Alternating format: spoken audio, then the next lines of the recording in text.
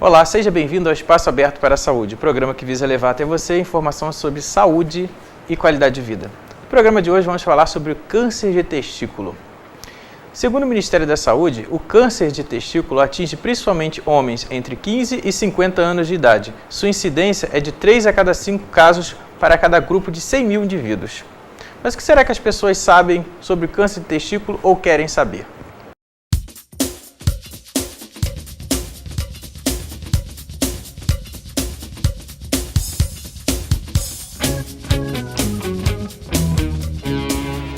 Quando comparado com outros cânceres que atingem o homem, como por exemplo o câncer de próstata, o câncer de testículo apresenta baixo índice de mortalidade, considerando-se raro e até mesmo incomum.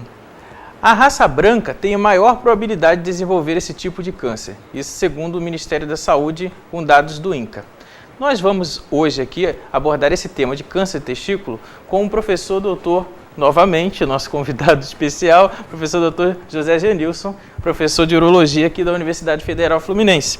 E agradeço, professor, sua presença aqui novamente, para a gente esclarecer um pouco mais sobre essa parte da saúde do homem, tá? Prazer estar com vocês.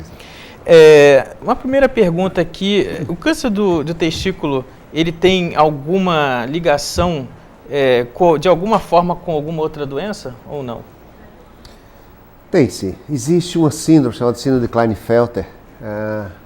Ele está relacionado com alguns, digamos assim, indivíduos que têm a grande relação, chamada criptorquidia.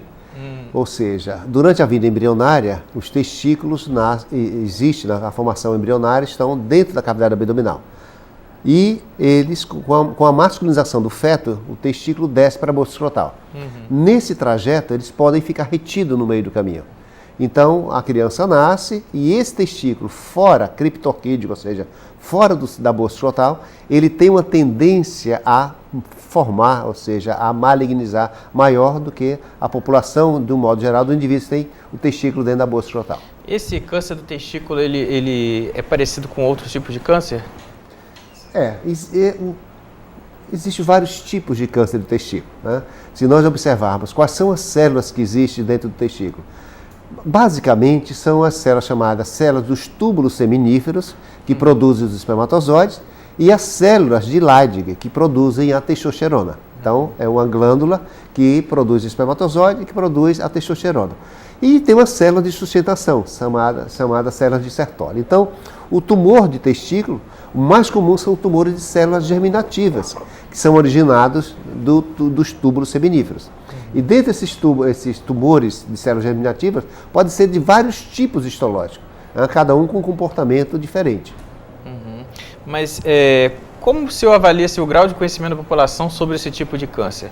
Porque a gente sabe que é muito comum, as pessoas falam muito do câncer de próstata, mas o câncer de testículo, a população conhece? Na realidade, por ser um tumor relativamente mais raro, mas em compensação atinge uma faixa etária onde o indivíduo do sexo masculino está mais produtivo, ou seja, da adolescência até o adulto jovem, então ele pode fazer com que o indivíduo seja retirado da sua vida, do seu trabalho, né, da sua atividade produtiva. Então ele tem um certo grau de limitação. Então o desconhecimento vai mais em função da raridade do tumor em relação ao câncer de próstata, com câncer de rim ou câncer de bexiga. Existe algum exame que o homem possa fazer? Tipo um autoexame? Na grande maioria dos casos, o indivíduo acaba descobrindo ele próprio que tem alguma anormalidade. Geralmente ele percebe como um caroço no testículo, né? Então é interessante mostrar que toda vez que o indivíduo tiver um caroço no testículo, um nódulo, algo endurecido na bolsa, dentro do testículo, não na bolsa escrotal, não na parte externa. Isso é uma coisa interessante a gente falar, né, para os homens diferenciar, porque exatamente. A bolsa escrotal é uma coisa e testículo é outra. Existem cistos, chamados cistos dermoides, na pele, que tem um componente benigno isso aí, mas algum caroço dentro do testículo, é importante que ele procure um especialista. Claro que tem os cistos de epidídimo, né? Os cistos de cordão espermático, que geralmente são benignos, mas é preferível que você digamos, faça um diagnóstico mais precoce possível de um nódulo dentro do testículo. Por isso é importante. Então, para quem está assistindo a gente, se identificou algum caroço, procure um profissional médico, marque o urologista, porque é importante você avaliar e ver como é que está a sua saúde, como é que está a sua situação urológica naquele momento. Então, como o professor já coloca, existem vários tipos de nódulos, mas a gente tem que ver e o especialista tem que dar a opinião dele.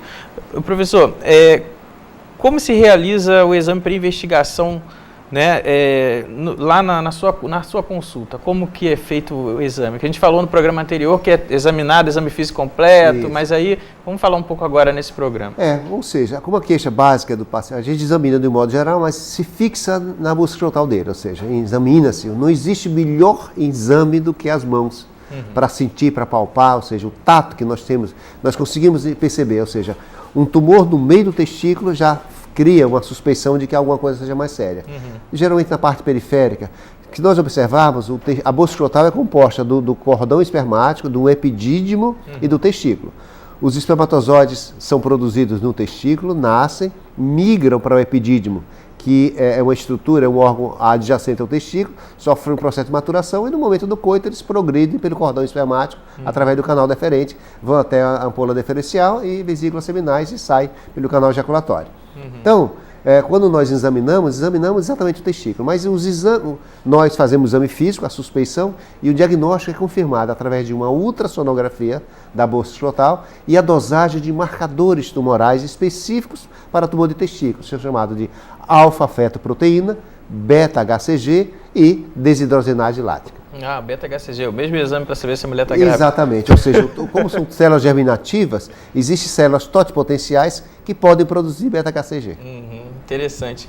E como a gente poderia orientar para o homem se autoexaminar? Existe o melhor momento ou se tem alguma técnica específica ou não? Simplesmente ele palpar e perceber Normalmente é um órgão altamente examinável, né? Porque o homem, ele consegue... Ele toca suas partes íntimas. Ele toca suas partes íntimas, né? E pode chamar atenção.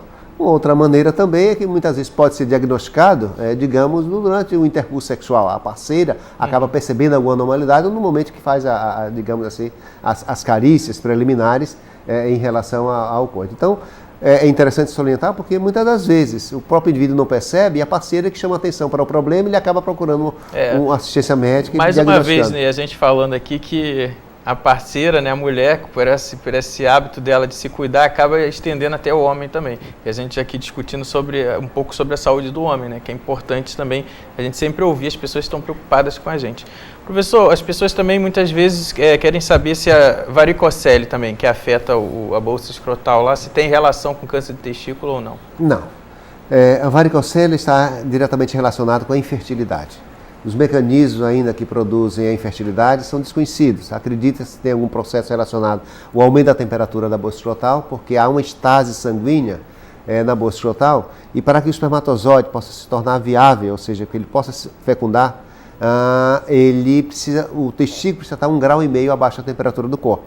Então, com a estase produzida pela varicocele, há um aumento da temperatura testicular e, consequentemente, há uma diminuição do número e da motilidade dos espermatozoides.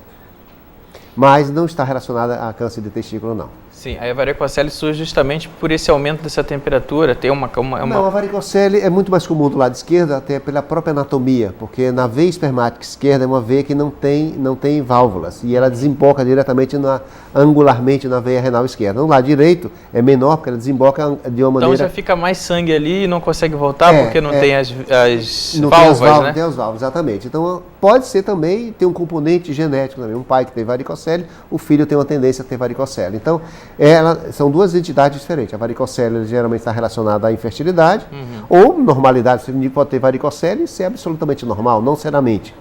E o indivíduo tem um tumor de testículo, tem um nódulo que tem uma origem completamente diferente. Sim, mas ambos podem levar à infertilidade? Bom, do tumor de testículo, quando ele é bilateral, e nós necessariamente temos que fazer a retirada. Claro que nós podemos ser um pouco econômicos quando é bilateral a doença, para que o indivíduo possa não se tornar estéril. Mas se for inevitável, nós podemos colocar o esperma do paciente no banco de esperma e fazer a retirada do órgão. Faz-se a retirada e coloca-se uma prótese, por causa da estética. O câncer de testículo só leva à infertilidade quando ele é bilateral, afeta os dois testículos. Quando ele é bilateral. O outro testículo, uma vez retirado, ele se torna vicariante, ou seja, ele assume as funções do outro e cresce. Ah, ele cresce. Isso é interessante. Isso eu não sabia. Eu tenho outra coisa interessante, que o senhor falou agora há pouco, sobre a bolsa escrotal e essa produção de espermatozoide, né? Que aí me chamou logo a atenção, que essa coisa das roupas hoje que os homens usam muito, apertadas, e o senhor já falou aqui, né? Que a bolsa escrotal ela tem uma posição, a natureza já colocou ela mais para baixo para ser um pouco mais arejada, digamos assim, né? Mais fresca. Então as roupas também podem influenciar? Pode influenciar. Existe um reflexo, chamado reflexo cremastério. Existe um músculo que envolve toda a bolsa escrotal, e esse músculo é sensível à temperatura corporal e à temperatura ambiente. Se o indivíduo está com febre, por exemplo, o testículo tem uma tendência a descer. Se ele está com frio, então o ambiente externo está frio, a bolsa escrotal tende a acumular o sangue que vem do corpo, fica mais próximo. Então esse mecanismo de subida e descida faz com que há uma regulação, uma troca de calor entre a pele e o ambiente externo. E aí ele vai regulando a temperatura ideal, né? Exatamente. Interessante. O câncer de testículo é uma das doenças causadas pelo uso exagerado de anabolizante? Tem relação? Não, na realidade, o uso exagerado de anabolizantes leva à infertilidade. Se nós lembrarmos o seguinte, nós temos na hipófise um hormônio chamado hormônio luteinizante, que ele é produzido pela hipófise, que estimula o testículo, ou seja, as células de Leydig que produzem testosterona, a produzirem testosterona, ela por sua vez inibe a produção do hormônio luteinizante. Quando o indivíduo usa anabolizante, ou seja, testosterona em altas doses externas, esse ciclo natural fica quebrado.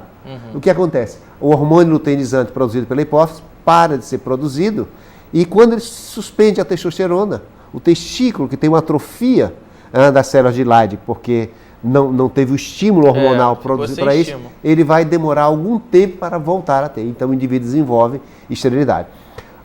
Os anabolizantes, muitas das vezes anabolizantes orais, podem levar a câncer de fígado.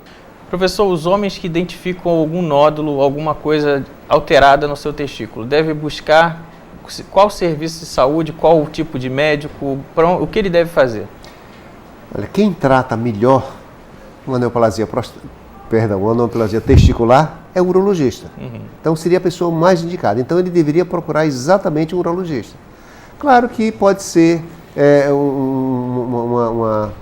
um cisto de cordão, eu falei para você, um espermatocele, uma hidrocele, pode ser uma hérnia. O diagnóstico diferencial de tumor de testículo pode ser hérnia inguinal, pode ser o hidrocele, pode ser, digamos assim, uma alteração, como uma torção de testículo. Então, ele precisa procurar um urologista para fazer o diagnóstico diferencial. E no caso, quando esse cliente, esse paciente, ele não tem plano de saúde, o senhor comentou Ele vai ter que marcar uma consulta numa instituição que tem urologistas. Essa é a grande dificuldade, né? Ele poucos urologistas do serviço público. Tá, e existe algum sintoma, que a gente falou aqui dos sinais, né? Que são só os nódulos, né? Essa coisa assim, mas sintoma, alguma coisa, ele pode sentir alguma coisa, o paciente com muitas das vezes, um trauma testicular desperta o diagnóstico de um tumor de testículo. Ele recebe uma pancada, jogando futebol, andando de bicicleta, qualquer que seja o motivo, e ele sente dor e ele vai se autoexaminar e encontra um nódulo. E ele diz que muitas vezes foi o trauma que levou ao tumor do testículo, mas na realidade o trauma que desperta para que o diagnóstico possa ser formado. Chama atenção. Chama atenção. É interessante. Vamos agora às nossas perguntas por e-mail. Caso você tenha dúvida, envie para a gente espaçoabertosaude@gmail.com. Nós estamos aqui aguardando a sua pergunta. Bárbara Alencar, de São Gonçalo, ela diz o seguinte: meu marido está urinando sangue. Isso pode ser um sintoma de câncer de testículo? Não. A hematúria, ou seja, o sangramento urinário, está relacionado com qualquer anormalidade na árvore urinária, ou seja, desde o rim os cálices renais, o bacinete, o ureter, bexiga, uretra prostática e uretra peniana. Alguma anormalidade relacionada ao testículo seria o sangramento no momento da ejaculação. Tá? Mas é muito difícil, só num caso muito avançado, ter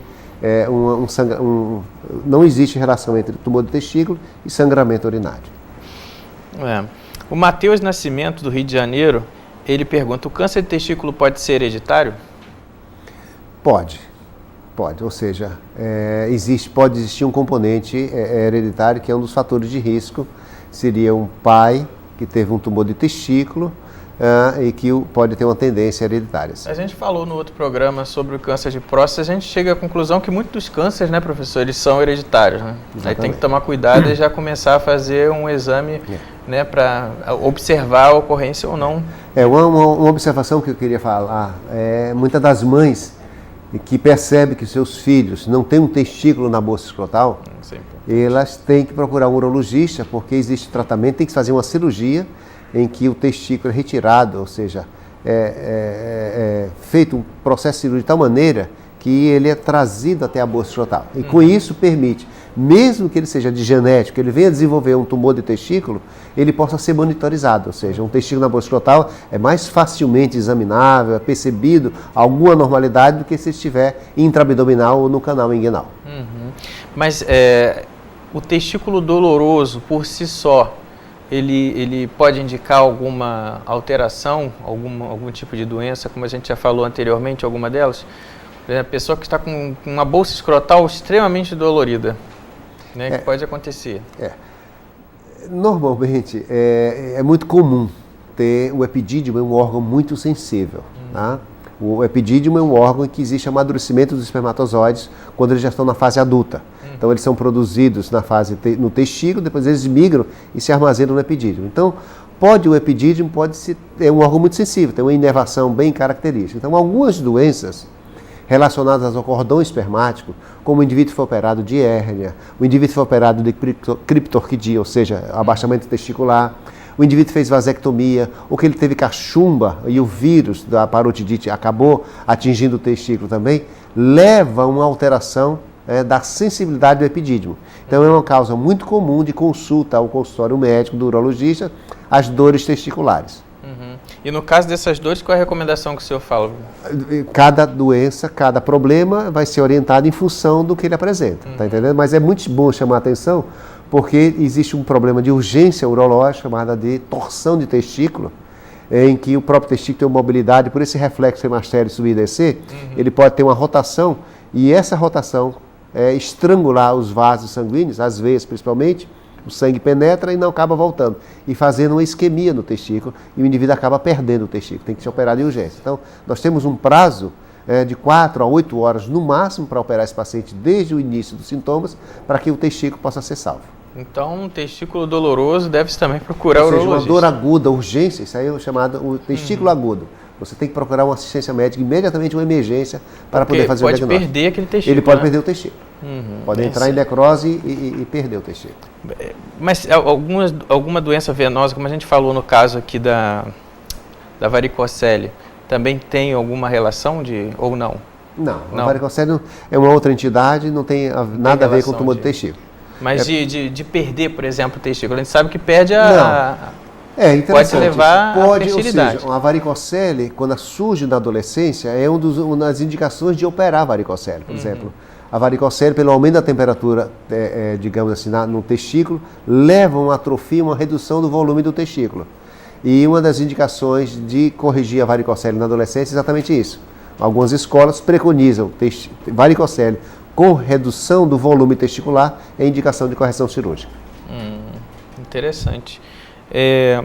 Aqui tem uma pergunta da Fernanda Barbosa, ela de Niterói, ela pergunta, esse tipo de câncer de testículo, ele tem cura? Diferentemente, um dos poucos tumores, mesmo altamente avançado, ou seja, com metástases à distância, tá? A evolução natural do tumor de testículo surgir um nódulo no testículo, ele invade o epidídimo, invade o cordão espermático, invade os linfáticos e as veias, e principalmente dos linfáticos. Ele acaba produzindo metástase abdominal. e muitas vezes massas abdominais podem progredir para baixo em relação à pelve, pode progredir em relação ao mediastino. Mesmo nesses casos, já avançado, o indivíduo pode fazer a cirurgia, a radioterapia ou a quimioterapia e ficarem curados. Nossa. Então, apesar de ser um tumor raro, apesar de ser um tumor com um certo grau de agressividade, pode ser curado mesmo em estágios avançados. Por isso que o tratamento é em todas as etapas. Isso é interessante. Eu também nunca tinha ouvido falar que existe, assim, que poderia reverter, nesse caso, com tanta agressividade. É interessante. E existe diagnóstico precoce? Vanderlei, advogado do Rio de Janeiro, pergunta. O diagnóstico precoce é percebido pelo próprio paciente. Então, eu diria, qualquer pessoa que encontrar um nódulo no meio do testículo, não é no epidídimo, ou seja, dentro do testículo, um nódulo endurecido, geralmente o tumor se manifesta com um nódulo endurecido. Tem que procurar assistência médica, na fase inicial nós podemos curar esse paciente sem nenhuma complementação de tratamento. Somente a própria cirurgia do testículo, fazendo uma abordagem na via inguinal, não na bolsa escrotal.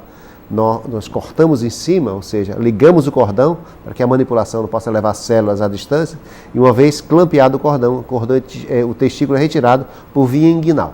Não se deve abrir de maneira nenhuma a bolsa escrotal. Isso serve para colegas também de outras especialidades. Né? Suspeita de tumor do testículo tem que abrir na via inguinal. Interessante. Tá. Aí nesse caso, quando a pessoa perde o testículo, né, que teve que retirar, é colocado uma prótese no lugar? Uma prótese de silicone. É de silicone? Não consegue perceber absolutamente nenhuma diferença. E continua o músculo lá se movimentando? A mesma coisa. O músculo da bolsa escrotal continua funcionando normalmente. Continua funcionando, regulando a temperatura. Exatamente. Então, o Júlio Camilo, estudante de Niterói, ele quer saber se esse tipo de câncer pode levar o homem à morte. Pode.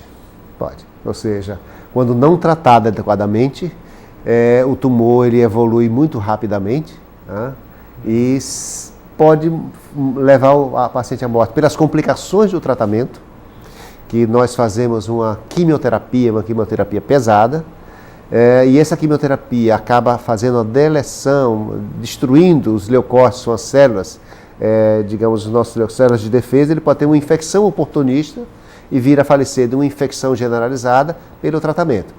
Ou se ele não tratar adequadamente. Ou seja, a doença evolui de tal maneira, leva ciência respiratória, pelas metástases e morre pelas complicações relacionadas à evolução natural da doença. Na experiência do senhor como urologista e professor, o senhor observa maior frequência de caso, idade e raça, assim, como que o senhor vê? É mais frequente nos adolescentes, ou seja, um indivíduo jovem, relativamente jovem, entre uma faixa mais ou menos de 25 a 40 anos de idade. É o mais comum acontecer. Quanto à cor da pele, não vê a diferença? Não. Normalmente na raça branca é mais comum. É mais comum, né? E o senhor já viu assim algum caso muito agressivo que já tenha atendido? Recentemente nós tivemos agora no Hospital Antônio Pedro, onde nós trabalhamos, um paciente com 38 anos de idade, tinha criptorquidia, ou seja, os 2 testículos retidos. Não foi feito o diagnóstico, não foi valorizado. É muito estranho um indivíduo que tem os testículos fora da bolsa escrotal, ou seja, dentro da cavidade abdominal, e ele procurou com uma massa abdominal, um tumor abdominal intenso, que chamou a atenção, que ele palpava o abdômen, sentiu uma grande massa. Procurou assistência médica, foi diagnosticado, na realidade ele tinha um tumor criptorquídico, ou seja, um tumor dentro do abdômen, que desenvolveu e que deu metástase. Esse paciente foi operado, já foi operado do tumor da cavidade pélvica e ele está em acompanhamento para fazer a quimioterapia. Então, o grande, digamos assim, a grande solicitação que nós fazemos para o público do modo geral é exatamente isso. É que crianças com criptorquidia procurem assistência médica, tentem resolver o problema. Então, se não conseguir abaixar, que tire o testículo. Já começa a prevenção já desde quando nasceu, no caso, né? Exatamente. Nesse caso a gente pode falar de prevenção, né? Esse nós podemos fazer de prevenção. Nós podemos prevenir o câncer de testículo se manifestar, exatamente. Uma outra coisa, teve uma campanha recente, muito grande do Ministério da Saúde, falando do câncer de pênis. Né? E inclusive tem até lá assim, lave o pinto com sabão, aí aparece lá o sabonete. Isso. Aí existe uma relação dessa coisa da higiene com o câncer de pênis, você poderia falar um pouquinho pra gente? Seria um tumor perfeitamente evitável. Se o indivíduo tiver hábito de higiene satisfatório. Porque uma das causas de câncer de pênis são substâncias carcinogenéticas que existem no esmegma, que muitas vezes o prepúcio exuberante pode produzir. E se o indivíduo tiver baixo nível socioeconômico, acontece geralmente em níveis baixos socioeconômicos, ou seja, as pessoas que não têm um conhecimento, não têm hábito de higiene. Então, se ele fizer higiene, ou muitas vezes a profilaxia da postectomia, se ele operar a fimose mais cedo, ele não vai ter aquele prepúcio exuberante e a tendência de fazer câncer de pênis é muito baixa. Então, é interessante a logomarca de Lave o Seu Pinto, e inclusive eles colocaram muito ligado à região norte e nordeste do país. Exatamente. Né, que o Maranhão é a maior incidência de câncer de pênis no Brasil. Nossa. Tá? Ou seja, o Brasil é um dos maiores, a maior incidência, a maior estatística, a maior experiência mundial de câncer de pênis, infelizmente, é o Instituto Nacional do Câncer, no Rio de Janeiro. É uma estatística ruim que nós temos. Estatística ruim, lastimável. Assim, problemas básicos de higiene, né? Que a pessoa poderia muito bem usar, por isso que foi bem direta essa campanha, a gente vai colocar a imagem dela aí para todo mundo ver. Lá. O Zico emprestou a imagem dele para a Sociedade Brasileira de Urologia na campanha de câncer de pênis. Tá? Foi interessante que fizeram uma campanha no Maranhão, por exemplo, fizeram postectomia, assim, um grande mutirão, com 100 e tantos pacientes. Desses 100 e tantos pacientes que fizeram a postectomia, por fazer postectomia, ou seja, fazer a circuncisão, 18 tinham câncer. Nossa. Né? Então, e não sabia que tinha. E essa cirurgia hoje da fimose, ela continua sendo feita como era antigamente, que retira toda a pele ao redor, né, do prepúcio todo, ou deixa? Isso fica a gosto do cliente. Do cliente. Na realidade, pessoas que têm realmente fimose têm que tirar o excesso de prepúcio. Primeiro, porque tem dificuldade no coito. Segundo, tem uma higiene precária. E terceiro, porque tem uma profilaxia de uma doença evitável, perfeitamente evitável. É igual o câncer de bexiga. Se você não fumar, a chance de você ter um câncer de bexiga, a causa mais comum de câncer de bexiga no mundo ocidental é o cigarro. É o cigarro. Então, professor, vamos voltar para o câncer do testículo, né? Que já aproveitando que o senhor estava aqui, perguntei também sobre o câncer de pênis, que a gente tem que aproveitar a oportunidade.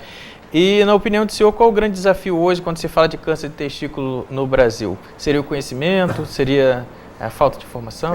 O grande desafio que nós temos é encontrar unidades de tratamento, unidades médicas que possam cuidar em todas as instâncias de tratamento desse paciente. É o jovem, é o indivíduo em plena atividade produtiva, que tem um tumor de tumor de testículo, e que não encontra um ambiente em que ele possa ser tratado, uma consulta médica periódica e assistência médica. O grande problema do Brasil no momento é a assistência médica. Tem urologistas, tem muitos urologistas, tem informação para isso. Agora nós não temos, digamos assim, ferramentas, laboratório, tomografias, ultrassonografias e uma rede ambulatorial extensa que as pessoas possam ter conforto e marcar uma consulta com pouco espaço de tempo. Eu abro um espaço aqui para colocar, muitas vezes eu vejo pacientes com câncer e chego para ele e pergunto, mas por que você demorou tanto? Não, doutor, eu não demorei tanto, eu estou fazendo uma peregrinação há muito tempo, tentando arranjar um lugar para ser atendido. Agora que foi atendido e a doença, aquela janela de oportunidades que você possa curar o paciente, muitas vezes é perdida por causa da dificuldade de encontrar um médico urologista. Peregrinação. Então nós tivemos aqui o nosso papo com o nosso professor Dr. José Genilson. A gente agradece a presença dele e desses sábios conselhos, né? E também as informações que nós recebemos aqui hoje sobre a saúde do homem, um pouco mais sobre a saúde do homem, falamos sobre o câncer do testículo, e a gente aguarda mais perguntas sobre temas e sugestões de vocês aqui no Espaço Aberto para a Saúde. Até o nosso próximo programa.